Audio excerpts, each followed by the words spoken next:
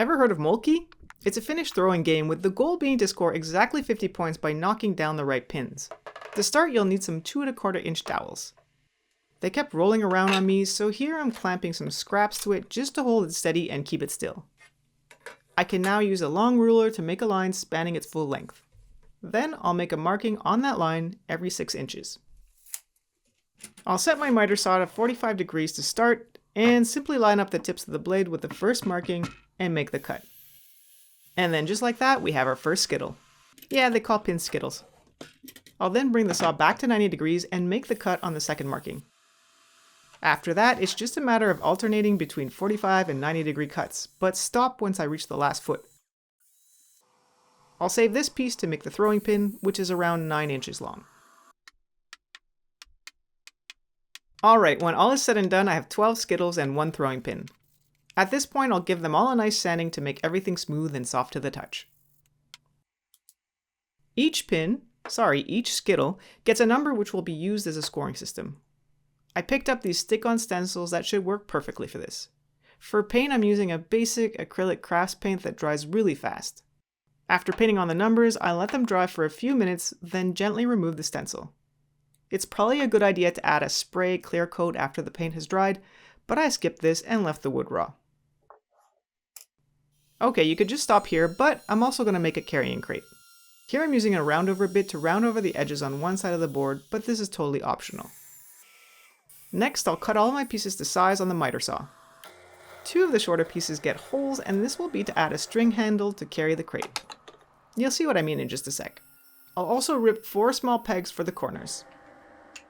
Alright, so here we've got the short sides, the long sides, 4 pegs for the corners, and these will be for the bottom. Assembling the box is super easy, one side at a time. I'll start with 2 pegs and make one of the shorter sides first. All you need is a little glue and some brad nails.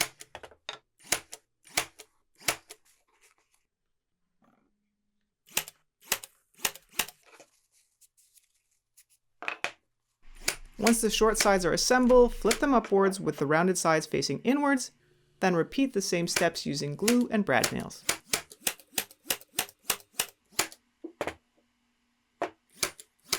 Now all that's missing is the bottom. I'll flip the box upside down and secure the supports flush with the bottom using more glue and nails. Lastly, I can just drop in the bottom and I'll add a little weight on top while it dries. The last step is to thread in the rope handle.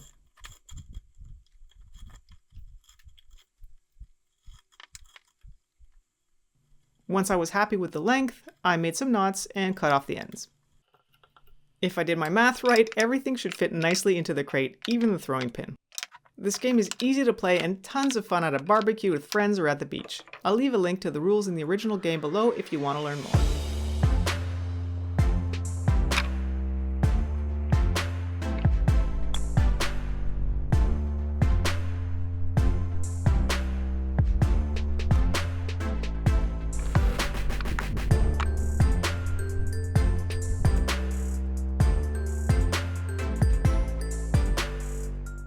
Next up, I'm making a really cool looking modern trivet that will be shaped like a pear.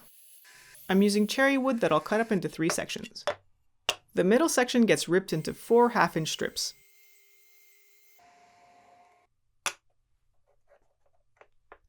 Next, I'll grab a bunch of scraps of this half-inch plywood that I'll use as spacers. To connect the pieces, I'll add these 2 strips on the bottom.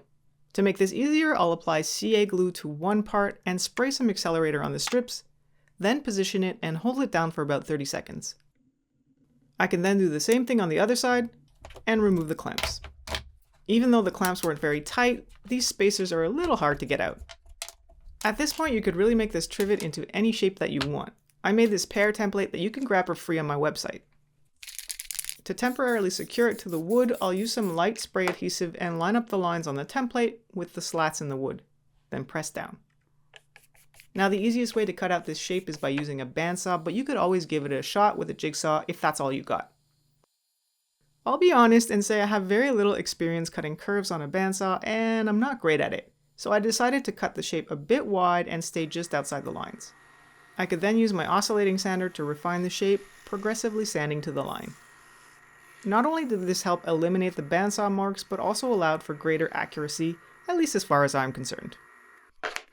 I can now peel back the template and hey, look at that, it looks like a pear. But one thing is missing.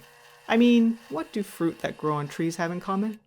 After drilling a hole at the top, I set my saw to 30 degrees, made one cut, then back to 90, and made a second cut. A little glue, and voila! This pear is now officially a fruit. To finish the trivet, I decided to go with tung oil, which will keep the wood looking natural and hold up to heat better than varnish would.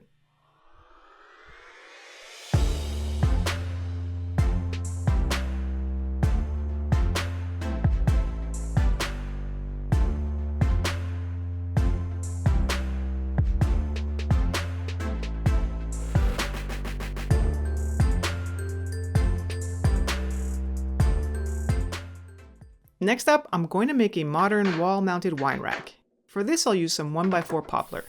Now ideally I would also have a 1x8 piece to use for the backing, but I'm just going to cut and glue 2 pieces into a wider board instead, and this will work just as well. While I let that dry, I'll get to work on the bottle holders, starting by ripping down the poplar to width. I'm making 5 holders, so I'll need 5 identical short pieces. I'll just use the previous piece as a reference to make the next cut. Then I can do the same to make 5 longer pieces, and when you're done, you should have 10 blocks just like this. The shorter pieces will all get a hole for the bottleneck. I'll use a combination square and a ruler to mark the spot, then use a Forstner bit to drill the hole, making sure to clamp the wood to a scrap backer board to help prevent tear out. Once all 5 holes are made, I can grab some dowels that I'll use to assemble the bottle holders. My wood is 3/4 inch thick, so I'll use some 3/8 dowels. The idea is to assemble them like this.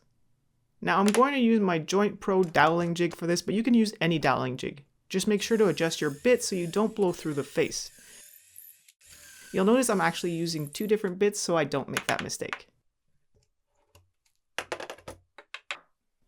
Hey, did you know that Princess Auto sells all sorts of adhesives including Gorilla Wood Glue?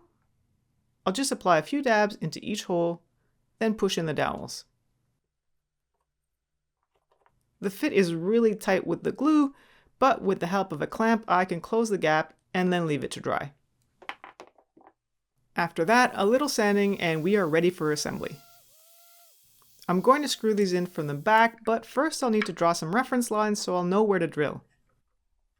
Using a 45-degree square, I'll position the bottom one and make a mark on the edge.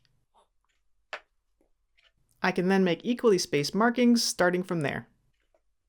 Alright, to position the bottle holders, I'll use a 45-degree square, set on my marking, and slide the piece down the edge until the tip hits the midpoint in the board. I'll roughly mark out its position, then repeat for the other ones using the same process.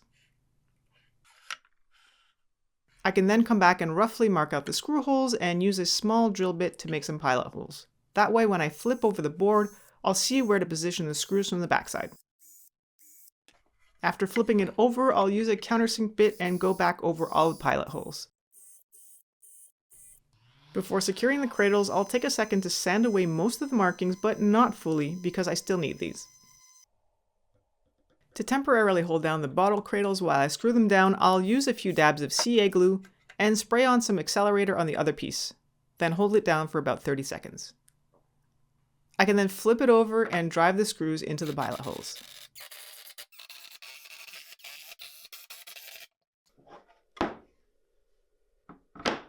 I want this wine rack to sit flush against the wall, so I'll use a keyhole bit to make some keyhole slots. I made this really simple jig a few years ago. You just line up the jig on your marking and clamp it down. Position the router holding it above the board, then fire it up and plunge it against the edge of the jig until it bottoms out. Then pull it all the way up and back down again. After making the 2 keyholes, it's time to apply some finish. You could stain it if you want, but I went with a simple clear finish using 2 coats of Osmo Pollux oil.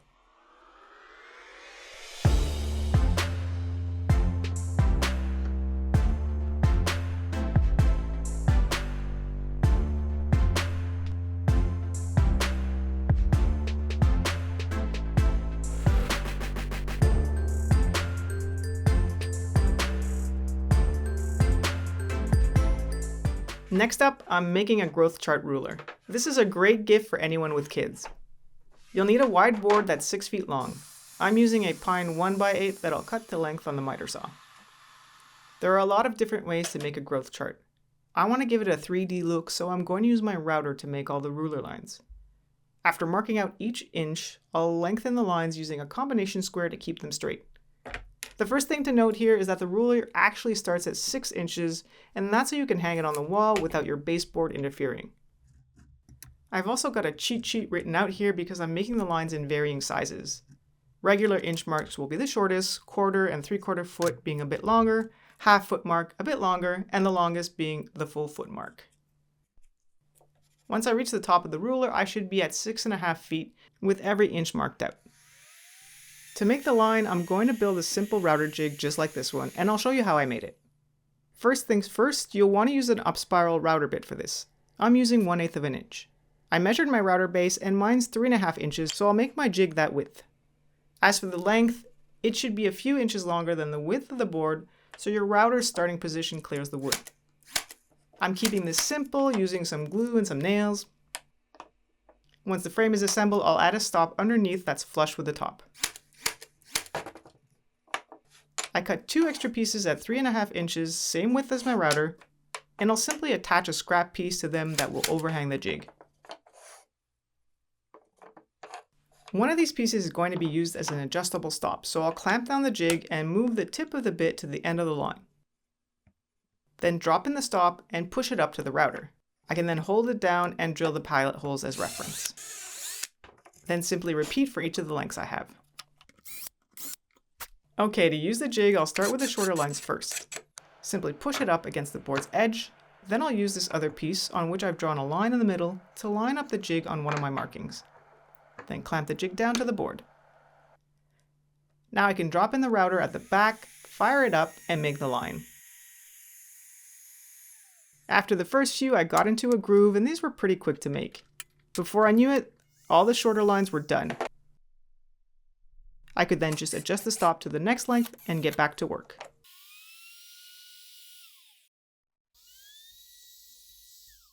Okay, time to paint these lines, but first a little cleanup. I grabbed some black spray paint that I had on hand and coated all the lines. Now I don't know if I put too much on or maybe I used the wrong paint, but sanding off the excess paint did not go as smoothly as I had planned. First off, it took forever. Plus I went through a bunch of sandy discs, which really annoyed me. And even once I got down to the bare wood, I could see that the paint had bled out on the sides of the lines. I was grumpy, but pushed forward. I used my keyhole jig to make 2 keyhole slots at the back so the ruler can be hung flat against the wall.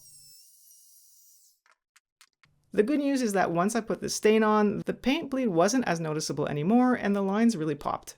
So that was a huge relief. In case you're wondering, I'm using classic gray stain. Once the stain had dried, I grabbed these number stencils and lined them up with the footmark. I'm using black acrylic crafts paint with a stencil brush to gently dab on the paint. This method is less likely to bleed than using spray paint, and the less paint you have on your brush, the better. After the paint was dry, I could spray on a few coats of clear coat to seal and protect it.